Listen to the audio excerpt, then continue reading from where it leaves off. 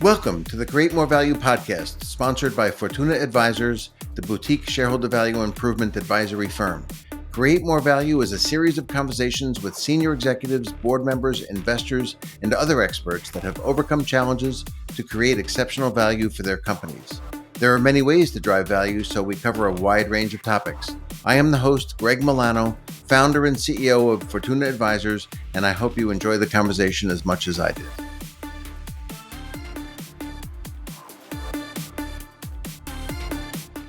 Hello, I'm Greg Milano, the founder and CEO of Fortuna Advisors, and this is episode 54 of the Create More Value podcast.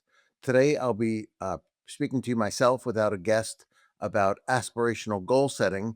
And for those who are interested, chapter 5 of my book, Curing Corporate Short-Termism, is all about aspirational goal setting, and some of the material in that chapter will be included in our discussion today, as well as some other information to help make this useful and practical for you.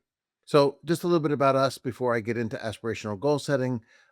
We fancy ourselves to be shareholder value advisors, helping companies to create more value.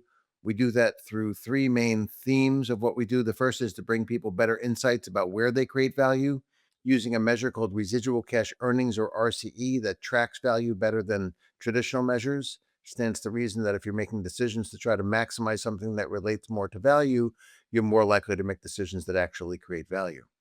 Better decisions is the important second part of this, and that relates specifically to strategic resource allocation, how we allocate capital, innovation, and marketing resources across different businesses or geographies or product lines of a business, as well as tactical decision making, how we make specific investments, how we price, how we do things to market our services, and so forth, all with the idea of creating more RCE, creating more value is the goal to better decision making. For companies that take this very seriously, we achieve better behaviors by incorporating RCE into value linked incentive designs. We've had several episodes of this podcast specifically about incentive compensation. And for those who view those, I think you will see our incentive designs are really better than anything you would see out in the markets right now. We have an annual incentive plan that encourages people to create more value using some of the principles I'm going to talk about today in this aspirational goal setting session.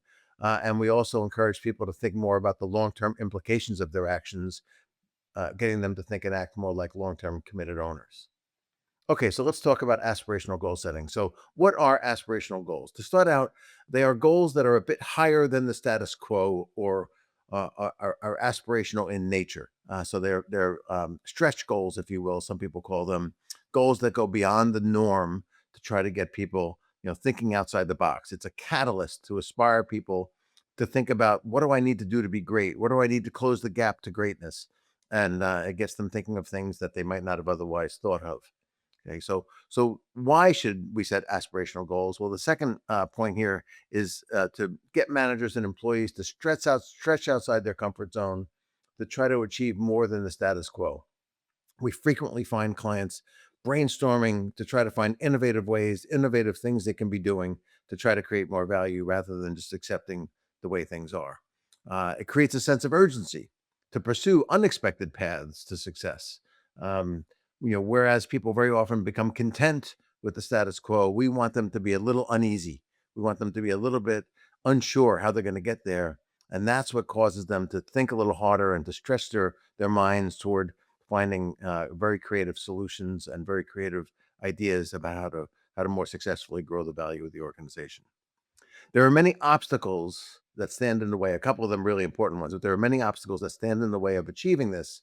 And so in order to embrace what I'm going to talk about today, you need to remove these obstacles. The first one is an asymmetric exposure to the upside and downside. Even the CEO of a company that often has the vast percentage of their compensation based on variable performance-based pay, their biggest motivation is keeping their job. And my former partner, Joel Stern, used to say that gets them to think more like a lender than a shareholder. They're more worried about the downside than they are excited about the upside. And that leads them to be hesitant to stretch too far. So we need to think about that and think about how we pay people in order to create a more symmetric upside and downside to motivate that kind of behavior. The managing the short-term variances as opposed to absolute value creation is the second big problem. Um, People don't talk about success, they talk about deviations from what they said they would do. And whether they said they were going to have negative sales growth or positive sales growth, they only care if they beat or fell short of it. I had a client a few years ago in the energy space, and I had to sit in on one of their calls where they were preparing for quarterly earnings, disclosure, and it was really interesting because the CEO, as we were going through this meeting, seemed a little restless, and I wasn't quite sure why. And finally, the chief accounting officer came into the room, and the CEO looked at the chief accounting officer and said, "Well, what's the number?" And he said, "Well, it looks like we're going to lose 22 cents a share." And the CEO got visibly happy, visibly excited by the news because the consensus on the street was that they were going to lose 23 cents a share. So losing 22 cents a share was better than that. Never mind that a year earlier, the market expected them to generate about a buck and a half of profit. And then as time went on, that dropped to a dollar, to 70 cents, to 30 cents, to near zero, and then finally to a negative number. And now beating that negative number by a penny was a cause for excitement. And that to me is a sort of extreme of what happens when all you care about is variances. Variances to plan, but also variances to the guidance that is, I'm sorry, the consensus that's out there on the street, which is driven by the guidance that we give them. The corollary to this is being paid bonuses based on performance versus plan. It's not just enough to talk about variances. We actually have to weave it into how comp works, right? Most people are measured on something versus their plan for that item, whether it's EBITDA or EBIT or operating income or return on capital or whatever it is. We're paid based on performance versus plan. So why would we ever create a plan that's anything other than the lowest performance we can get away with? We constantly have people understating what they think they can achieve so that they look better versus that plan. And as we'll talk about on the coming pages, that leads to some really bad behaviors. Also, there's an overemphasis on risk mitigation, which sort of culturally stands in the way of shooting for the stars. Now, we're all about protecting the company from bad risks, so don't get me wrong on that. But sometimes there are good risks where the potential upside is worth it in exchange for the potential downside. But when you have this unmitigated fear of risk, you don't pursue those good risks, those prudent risks. You don't pursue any risks. And in order to strive for greatness, you need to do some things that you're not 100% sure are going to work out. And this overemphasis on risk mitigation, stands in the way of doing that. So, in the absence of aspirational goals, managers often underestimate what can be achieved. We call this sandbagging, right? I mean, that's a funny term. We laugh when someone says sandbagging, but it's actually a pretty terrible behavior. It's one of the worst behaviors that we deliberately motivate in almost every company in the United States. We're paying people to plan for mediocrity. We're paying them to understate what they think they can do. And when you develop a plan that's understated, unfortunately, people start to think it's okay if they achieve that. How is that motivating greatness? How is that motivating success? Beyond that, you wind up with this negotiation, right? The business unit puts forth a plan and corporate reviews it, or the corporate puts forth a plan and the compensation committee reviews it, or the whole board. And they challenge it because it's obvious they're sandbagging. And then this negotiation happens, and that pits people against each other on opposite sides of the table that would be more productive if they were on the same side of the table actually working together. And so this sandbagging is a real problem.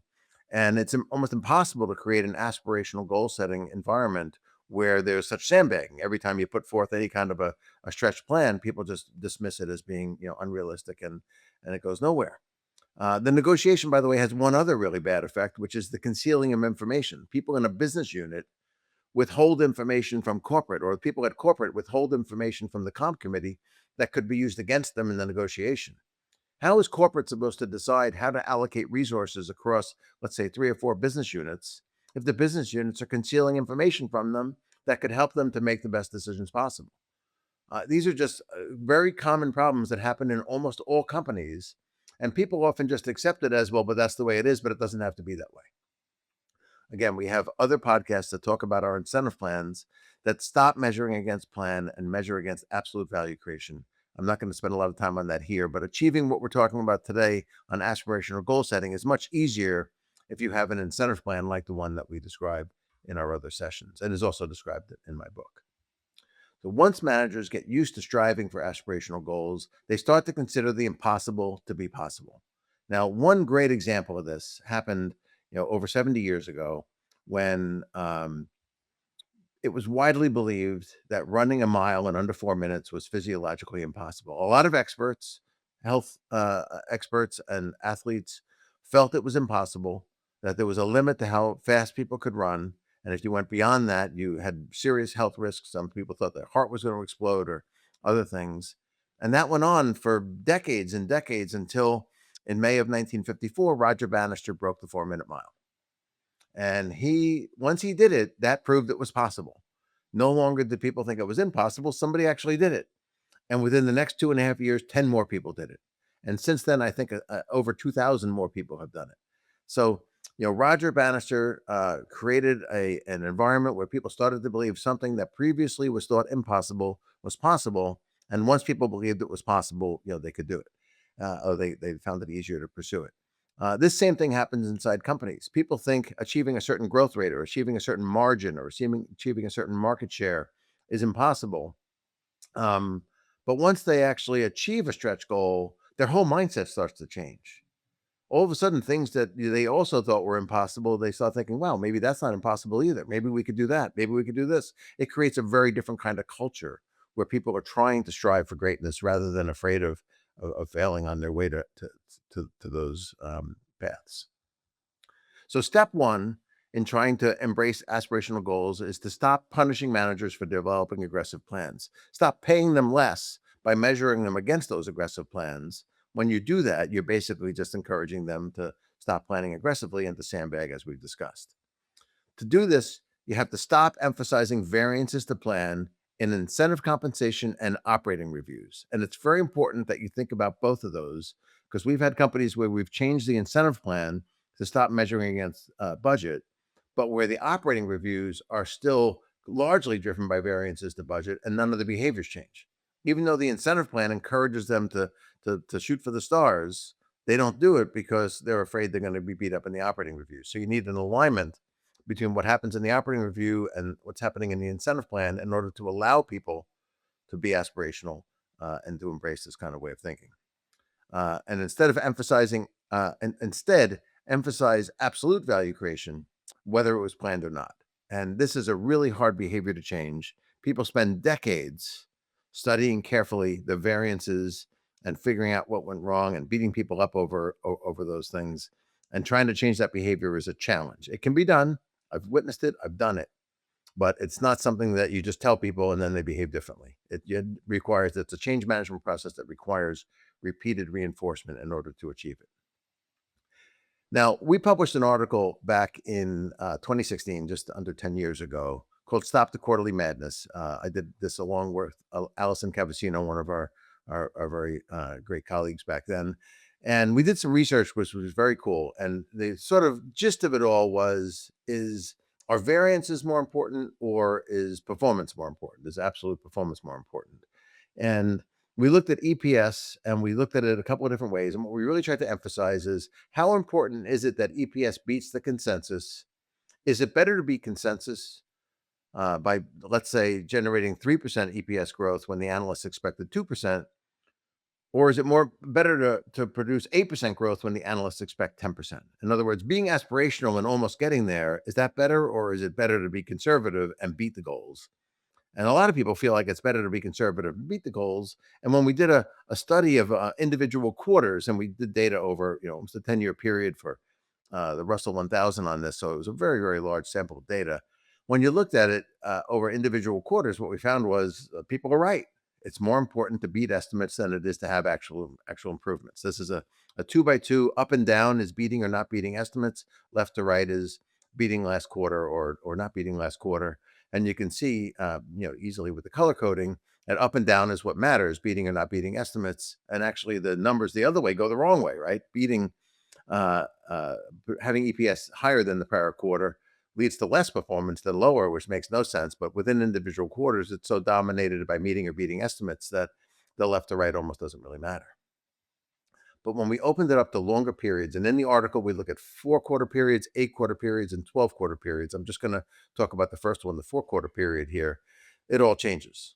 Again, left to right is whether EPS improved or declined, and up and down is whether we beat or did not beat estimates. And the 3 by 3 is so that we can look at varying degrees of each of those things. And you can see now left to right is what matters by far.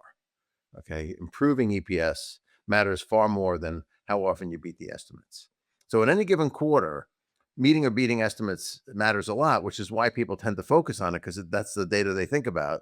But when you look at it over a large sample of companies over a large period of time, it actually matters more that you're actually improving than that you're beating the estimates. Now, EPS is not the perfect measure. We have better measures than that, but it is a measure that we have consensus for. So we were able to do this analysis. And the corollary, by the way, is that the consensus is driven by the guidance that people come out with.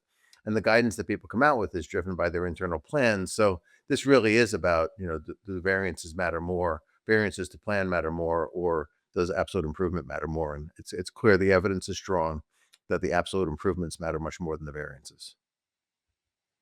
So step two is establish a repeatable aspirational goal setting process at the start of annual planning, and this is really important.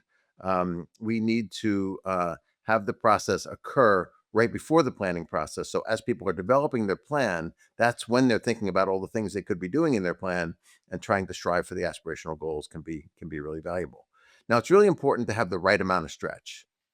Some companies just pick a number out of the thin air, and sometimes that number is unbelievably hard and people just view it as unrealistic. Sometimes it's not that hard at all. It's not really much of a stretch. And so years ago, we kind of developed this as a means of trying to communicate how much stretch is good.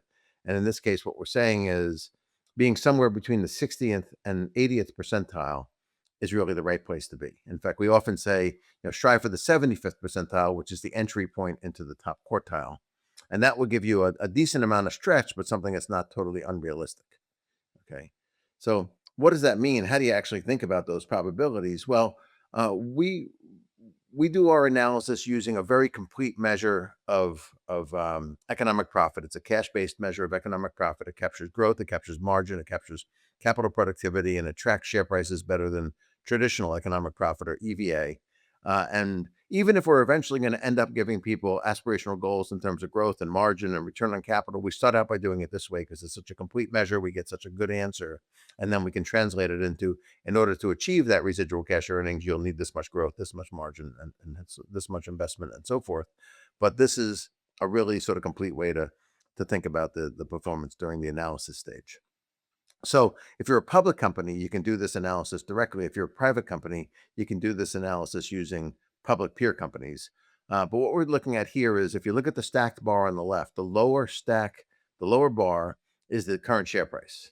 If we grow that at the top quartile TSR level, which is a premium over the expected market return, and then we present value it back at the cost of equity, which is kind of the expected market return, we get to a premium price now. In this case, it's about $25.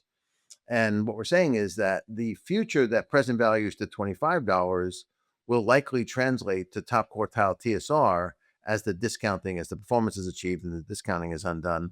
We'll get to that higher share price in the out year by going through a path of following the PV at cost of equity line. And so this is a way of trying to figure out what sort of level of performance is needed in order to expect to be a top quartile TSR company. And again, the mechanics of this are described a lot more in my book. But very importantly, what does this wind up meaning? So let's imagine this is your business and this is your history on residual cash earnings. And you've got a general upward trend, but with some ups and downs. What does the budget look like? Well, we've already talked about what the budget looks like. The budget's going to be a sandbag, right? We're going to put in a budget that's lower with all sorts of reasons why that is, because we're trying to get a nice low target against which we will be measured in our incentive plan. We've seen companies that have performance on RCE that's just flat, flat, flat, flat, flat, getting paid 150, 175, even 200% of their target bonus every year because they keep, crying that the sky is falling, getting these approved, sandbag budgets, and then they measure against them and they keep looking like stars, even though the performance isn't going anywhere. What does the plan look like longer term after the budget year?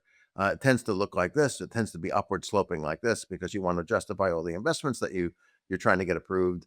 And you also know that when you get to those years, you'll be able to negotiate a budget that you'll actually be measured against. You never measured against year 4 of a 5-year plan. And so you may as well make it, look like this. And that downward kick in the first year, and then the upward slope after that kind of looks like a hockey stick, right? The bottom of the stick and then the handle of the stick, and that's why people call this a hockey stick plan, right? And then after you outperform, well, next year you understate the budget again. It's a game that people play really well. When you think about top quartile aspirational goals, it looks something like this. It's just from our last history year, what trend line relates to achieving top quartile total shareholder return. And now if the bars are the most recent plan that we developed, and the line is the aspirational goal that we come up with using the process that we're describing here, that totally changes the planning process. People now, instead of just extrapolating the past and trying to make sure they sandbag the first year, are starting to think, oh my goodness, what am I going to do to try to achieve that aspirational goal? What markets should I think about entering that I'm not in now? What product launches should I accelerate to try to get them to market sooner? What new channels should I pursue? Are there acquisitions I should make to add additional services or additional products or additional customer categories to our business? It gets people thinking outside the box about novel ideas that can try to create value, and that aspirational goal process is a really important part of planning, right? It really gets people brainstorming. Oh, what are we going to do? That uneasiness that comes from these gaps, gets them really thinking outside the box. And that's where the greatest ideas come from. That lack of comfort with the status quo stimulates more thinking and more idea generating. And that's really, where the really value comes from. That's really where aspirational goals succeed. So um, step three is allocating the aspirational goal by business units. And I'm going to use a simple example from my book. These are three simple business units. You can see the residual cash earnings, 40 million, 50 million, and negative 30 million. The consolidated company is 60. If we do a simple valuation of each business based on repeating the RCE perpetually, we capitalize the RCE, we add the gross operating assets. That gives us an estimate of the enterprise value of each business, assuming sustained performance. And then we can think about what proportion of the total is each business in terms of value. And then we can allocate the aspirational goal, which is maybe 25 million of improvement across the different businesses. And this gives us a means of doing it. Now, this is a starting point. You have to think about the businesses. Maybe business B is in a really rapidly growing business that has very little competition. And if you assume that their RCE grows at that kind of growth rate of the industry over time, then maybe their valuation's higher and they wind up attracting a little bit more of the aspirational goal, and the other businesses get a little bit less of it. And so there's work that needs to be done to try to take this to something that's very practical inside a real company. But the principle of allocating it based on value is very clear, and it tends to lead to a pretty good allocation. And then you do this process, and then you would, at the start of the planning process, tell business unit A, we want you to strive for improvements of 15 million a year. And that's probably more than they were planning to do if they just extrapolated the status quo. And again, that gets them thinking outside the box about what else can we do, which is really what we're after. So that's the process. Again, it's a skeleton of the process. Obviously, there's a lot of nuances to trying to make it work, but the behavior benefits of this are huge. A couple of final tips before I wrap up.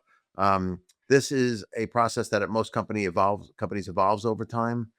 They do the analysis, they then roll it into the planning process. They learn things during that first year. Maybe they do it a little bit differently the next year, and so forth. And so, don't expect it to be perfect the first time you do it. It tends to be a bit of a culture shock in most companies, and so view the early uses of this as experimental for learning, and then over time make it more and more rigid that you're really trying to get people to strive for this. The second tip is to just recognize that this is going to make people uncomfortable. They're used to telling you what their plan is, and now you're telling them, "Well, this is what we want you to strive for." That uncomfortable feeling that they get is what you want, but it also requires a certain amount of communication and empathy from corporate to make sure you understand how they feel and that you're helping them to get through it. It's really like any other sort of change management process.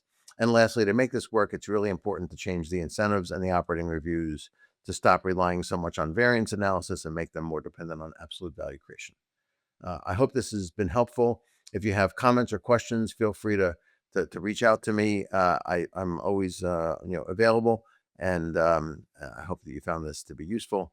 Again, I'm Greg Milano, founder and CEO of Fortuna Advisors, and this is episode 54 of the Create More Value podcast, also available on YouTube. And for this one, I really recommend it, of course, because of the slides. And our topic today was aspirational goal setting. Thank you very much. You have been listening to Create More Value, sponsored by Fortuna Advisors, and I am your host, Greg Milano, founder and CEO of Fortuna Advisors. I hope you have enjoyed this episode.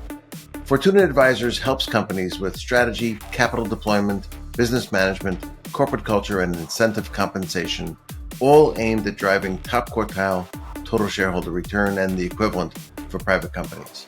To learn more, contact us at info@fortuna-advisors.com.